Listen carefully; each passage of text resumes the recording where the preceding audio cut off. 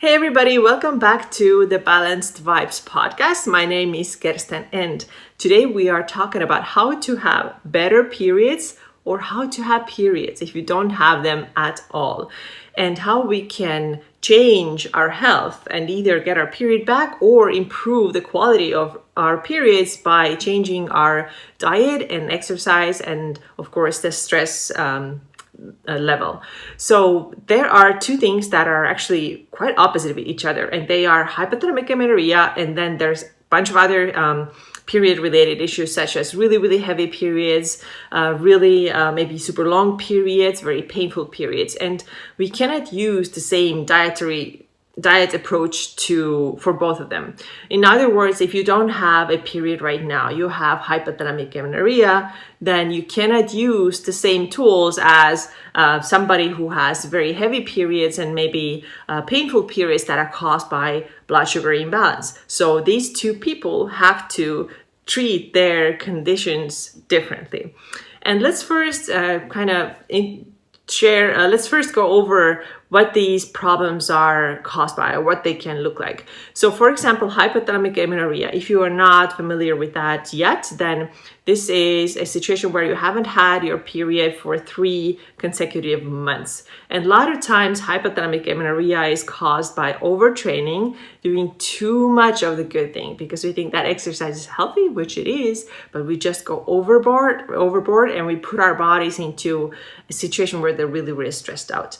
At the same time, a lot of us also cut our food because we want to get leaner, we want to look better and all that. So our bodies are really struggling to keep up with this new demand, right? So we're asking them to do all these workouts, a lot of times really difficult and very intense workouts or very long workouts. And then at the same time, we are not eating enough to make up for it. And then in this situation, the body thinks that, okay, I just can't do this anymore. I don't have resources for everything anymore. It's just going to turn your fertility off essentially because it doesn't see that this is like an essential thing. Your body is really stressed out already and definitely is not ready to make a baby here. And that's why we lose our period. Now, other side of things is that when somebody has a period, but the period is really uncomfortable, and the cycle is, for example, very irregular. The period is super painful, so that you maybe have to take a lot of painkillers. Maybe your period is extremely heavy. Okay, so a lot of people struggle with these things too. And I want to say that even though some people may say, oh, that's normal, that's all part of being a woman, you don't have to accept that because we are not supposed to suffer. Yes, are you going to feel like a little bit on your day 1 or 2, like a little bit of stomach pain? Yeah, maybe.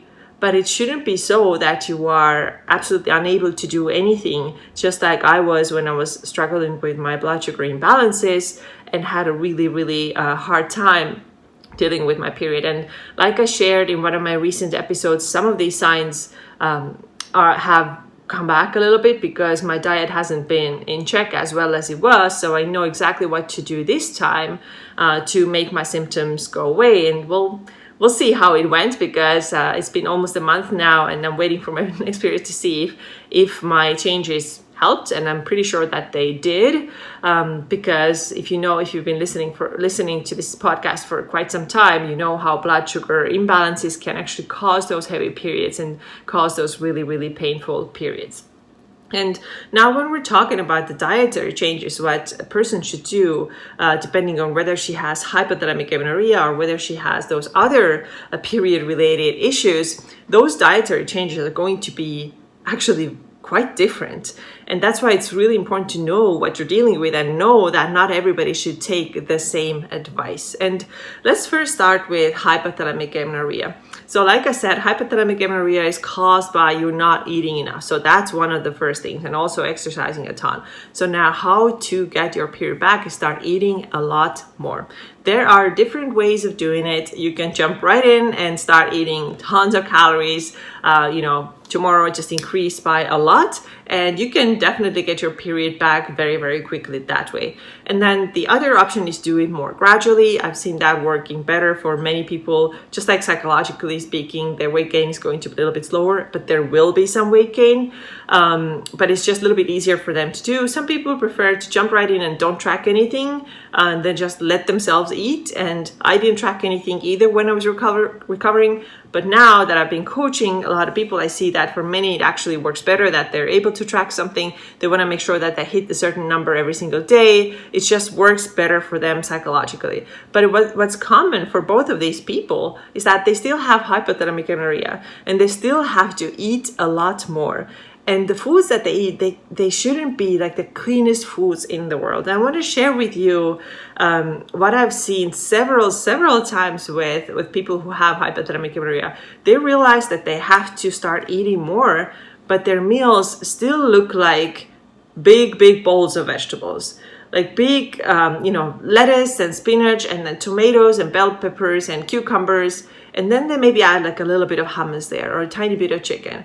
But this is not going to do it for you. And I know that this is kind of like the approach that most of those people who want to lose weight, this is like a typical weight loss approach, right? And it works really well, really well. And for those who are not taking in any vegetables, I mean, what could be better? Just increase your vegetable intake. But for those who have hypothalamic amenorrhea, you're not gonna get your period back if you keep eating huge bowls of vegetables. It's just not gonna happen. And I've seen it so many times. And people sometimes say, well, why is that? Because I am eating my carbs, I am getting my carbs. But yes, you're getting your carbs from some vegetables, but you also need the real carbs. You need your real rice. You need your real quinoa, for example. You can easily eat bread if you don't have any issues with that. You gotta have those denser carbohydrates, and you gotta leave those vegetables and salads and things. They should be a side. They should be a side, not just a huge, massive bowl of salads and vegetables for 3 meals a day. This is not going to work for you at all. I can guarantee you that. And what I want to start seeing more with those of my clients is that, okay, we start adding more dense foods, and we start adding more protein, we start adding more fats. So one of my clients said, oh, I've been eating already like 80 grams of protein a day. Isn't that too much already? And that's why I didn't eat my piece of chicken, because I thought it's going to be too much. No, you don't have to be afraid of that. You can definitely eat. On the other hand, if the protein is too high, then what protein does is that it actually really fills you up, and it's going to be very, very hard to eat more carbohydrates and eat more fats. And here's another example of another client whose protein was way too high for her body weight. It was very, very high. And she said, I'm not hungry. There's no way I can ever get to over 2,000 calories because my protein is so high and I'm so full all the time. And with her, we had to take a different approach, and I had to tell her that, hey, we're going to cut back your protein, because otherwise you're absolutely not going to hit your carbs and fats. And then her fear was that, but then I'm going to feel hungry all the time. And here's the thing. If you have hypothalamic amenorrhea, there's no reason to be afraid of hunger, because hunger is actually going to help you to eat more, and eating more is what is going to get you your period back. Okay, so if you have HA right now, I really encourage you to just start eating more. If you do it on your own, you can just either jump in and do it quickly if you want to get your period really, really fast. If you want to do it with tracking and calorie tracking, then you can add 100 calories, 100 calories, and so on, until you get to the point where you are 2400 or 2500 as recommended in No Period Now What. You can even go over that and really kickstart your metabolism and get that going. And then you gotta stick with it and keep eating this way until your period comes back. And yes, weight gain will follow, and this is the most normal thing, because your body has been underfueled for a long time, and this is what you really need. Okay, so if you have HA, stop eating those massive salads. You're just fooling yourself, because this is not the way to do it. Bring on the rice, bring on the bread, the chips if you want to, and then even some cakes and cookies. It's fine. It's totally fine, I promise you. And you know what? Experiment with it. See what it actually feels like to walk into a coffee shop and buy a pastry. Because in the hypothalamic amenorrhea, it's only going to benefit you. It's only going to benefit you. It doesn't have to be a daily thing. You don't have to eat cookies and cakes and ice cream every single day. You don't have to do that. But once in a while, it's totally fine, and so actually going to help you heal. Now, let's talk about the other group of people who are experiencing issues like very painful periods or super strong periods, very, very heavy periods, or super irregular periods. So what often causes these types of issues is blood sugar imbalances. And this is what I have learned myself too. And this is how I actually essentially cured myself from really, really painful periods. And I've seen that when my diet is not quite as good and I'm getting a little bit looser with it, then my period pain comes back. And what we got to do in this situation, if we have all these symptoms that I mentioned, is really helpful to balance out our blood sugar, and we're going to start seeing the changes quickly. And a couple of ways of how we can do it is focus more on protein and fat and fiber. See, this is kind of like the opposite of what I just shared before. If you have hypothalamic amenorrhea, let's make sure that we get a lot of carbs. Let's make sure that we don't get like too many vegetables, that our meals are not mainly vegetables, right? Now, if you have the other issue, a lot of like period issues, like, strong periods and all that I mentioned, then increasing your fiber can be super helpful. Increasing your protein can be really, really helpful, and fat too, because that's going to slow down the insulin spike, okay? And then our blood sugar doesn't go up like this, like really sharp, but it goes up a little bit more gradually. Because if your issues are caused by unbalanced blood sugar, then this is really easy to fix with the right foods. A couple of more tips for you. So when you eat, and I don't want you to cut carbs or not eat carbs anymore, but what you can do if you have a high carb meal, have something protein before that. So eat your things in this order. Start with some protein. Maybe you have some eggs and oatmeal for breakfast. Eat your eggs first, and then eat that oatmeal. Fat can help as well, but from what I've seen, protein helps almost always, and fat doesn't always help to kind of slow down the blood sugar spike as much as protein does.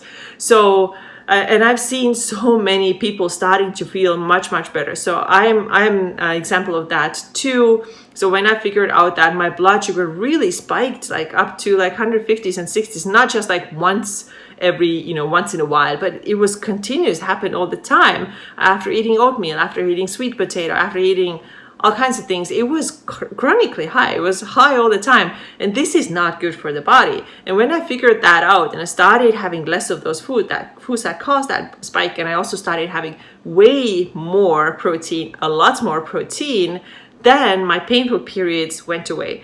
I've seen a similar thing with other clients. So some of them tell me that they barely have any PMS symptoms anymore now that their protein is higher, now that their fiber is higher, now that they don't have like carb only meals, okay? And then this one client of mine, she just had her first 32-day cycle. So she has had her period back after HA recovery for 2 years, but her periods were 50 days apart, okay, 50 days apart.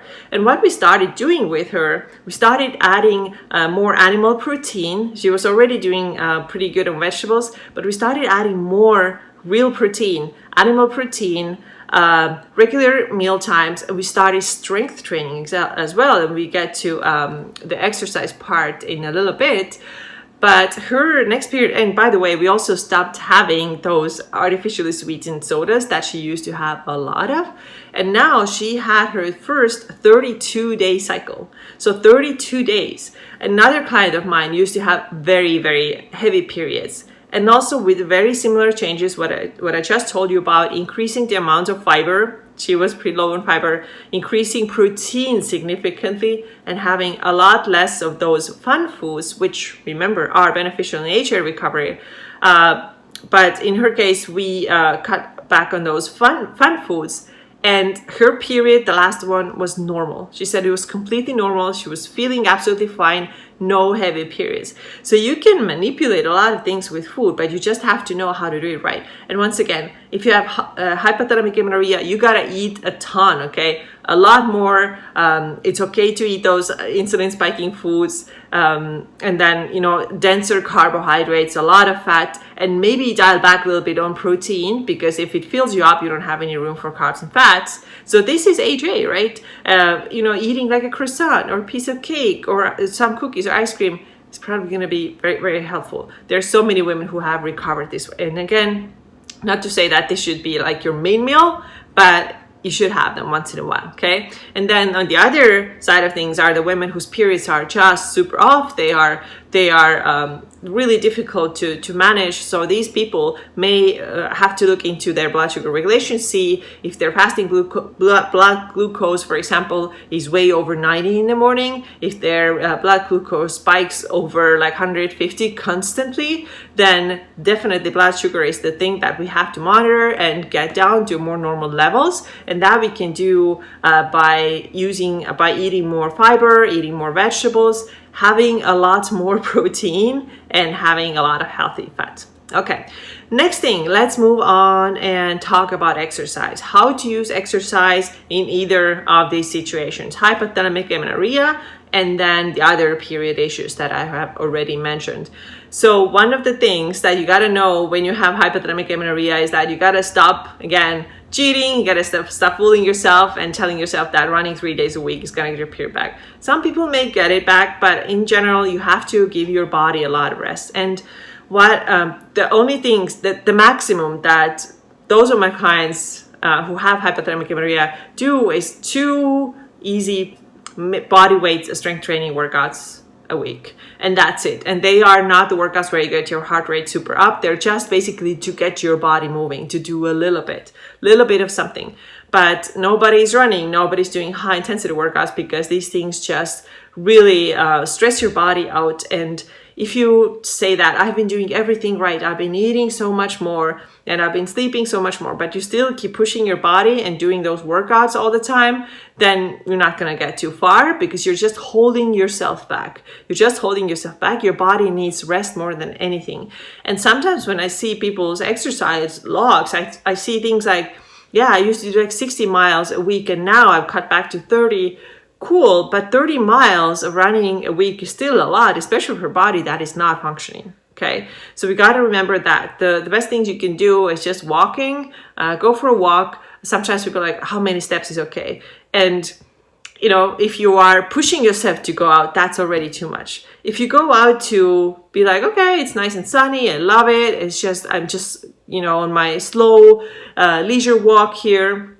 Maybe you walk, you know, between 6,000, 10,000 steps, that's fine. If you actually do it, like enjoying and like, you know, like enjoying the nature. And so then, yeah, that's probably fine. But if you're like, oh, you know, I gotta get like 14,000 steps and actually I want to do 1,000 more just in case, that's obsessive. And that's what your body actually doesn't want. This you in your head who's pushing yourself to do this thing. It's not your body that says, hey, I want to move and I want to stretch, right? The other thing you can do is yoga, but keep it gentle too. You know, you don't have to do those core power yogas where you're just sweating a ton and feeling like getting a workout and you have to do a chaturanga every time. No, you don't. You don't have to do the full chaturanga. You can just chill, you can rest, you can do a child's pose. Every yoga teacher always says in the class that child's pose is always available for you, and they mean it, because it really is. So rest when you need to.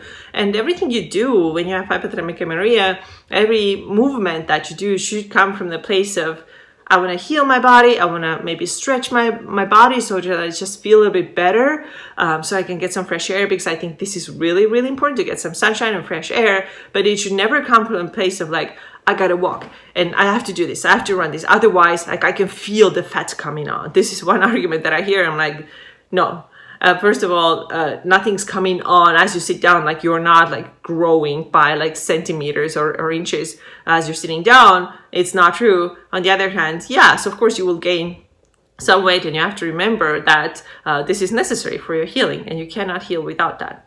All right, now let's talk about exercise. If you have other issues, period related issues, the best thing, and let's still assume that these issues are caused by, you know, a little bit of insulin resistance where your blood sugar is out of whack, it's too high, it often spikes too high. The best thing you can do is to do strength training and to do some walking. So walking is for everybody, but strength training really helps you to to become more sensitive to insulin. So now that you eat, you have more muscle on the body, and it just burns through sugar faster, right? So you become more insulin sensitive. Your cells become more insulin sensitive, and this is exactly what we want. And I can tell you that by eating a high protein diet and starting a really consistent strength training, these are the things that helps me to get out of this, where I was insulin resistant. And there's no better exercise for that than strength training. I mean, you can do cardio. Is cardio good for heart health? Yeah, of course it is. Is any exercise good? Yes, most of the time. But if you really want to get your blood sugar under control, if you want to get your insulin sensitivity back so that you're metabolically healthier, and as a result, you can have better periods, then strength training is the best thing to do. Now, here's how to not do your strength training. Stuff like, jumping from one exercise to another. Let's do like 1,000,000 ball slams here, and then let's do mountain climbers over there, and then let's do high knees over here, and then 1,000,000 kettlebell swings. Okay, cool. These are like boot camp style of workouts, and they do have their time and place. I think they're really, really fun, but they are not ideal for you to put on muscle. If you really want to bulletproof your metabolism and through that also regulate your hormones, because our hormones are the chemical messengers that really are in charge of everything that happens in our body, then you want to do strength training. And I can't tell you how many times I have to, a new client comes to me and they tell me what they do. They just do basically these workouts that I just explained. And I'm like, no, we're going to slow down and we're going to start doing actual strength training so that you do your squats and then you rest and then you squat and then you rest, and then we move on to another compound exercise, shoulder press, and we rest, and we shoulder press and we rest. We're not bouncing from one exercise to another. And this is where we start seeing the muscle actually coming on, the metabolism becoming more flexible, and the periods also becoming more regular, healthier, more normal in length, because we have improved our insulin sensitivity. So I think these are all the things that I wanted to mention about exercise. So going it over one more time real quick: hypothalamic amenorrhea, your exercise should just be intuitive, and what you feel like is the purpose is to kind of move and feel better, but not burn calories, not hit any PRs, not setting any like big goals or like, running for a race. No, absolutely not. You should be doing things that your body enjoys, and mostly walking and then stretching, yoga, foam rolling is fine.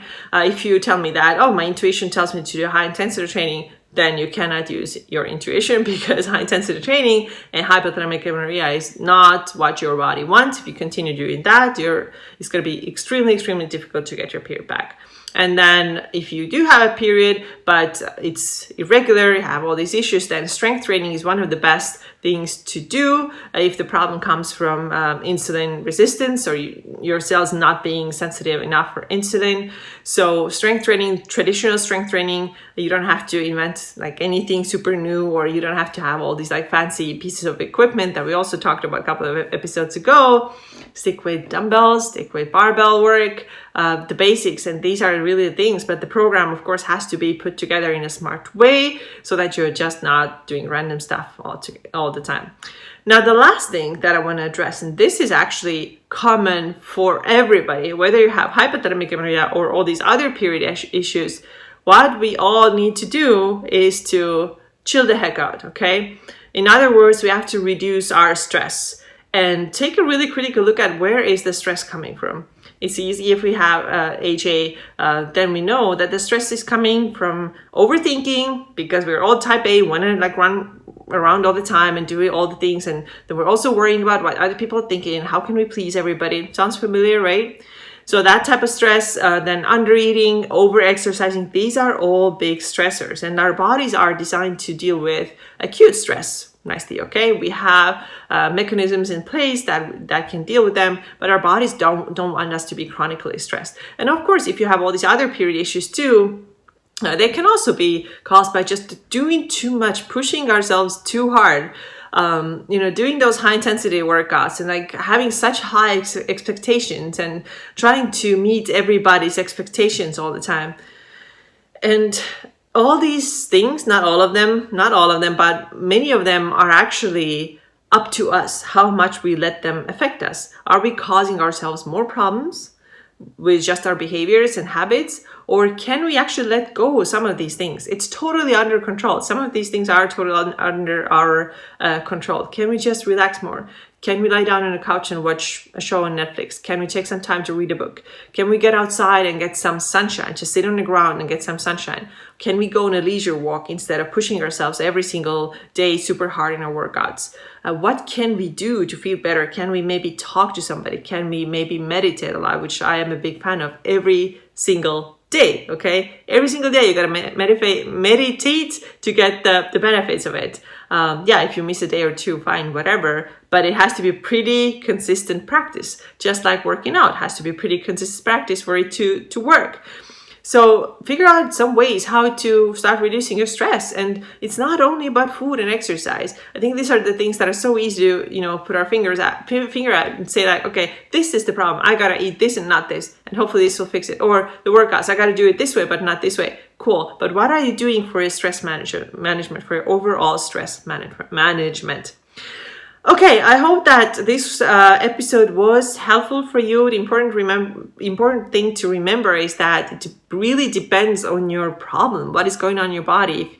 Like how to treat it depends on what the issue is. If you have a period, what is it like, or if you don't have a period. These are two totally different things. And I hope you got something out of this podcast that kind of puts you on that right path. So I hope you found this episode useful. Thanks so much for being here. And I will talk to you again very soon. Bye-bye.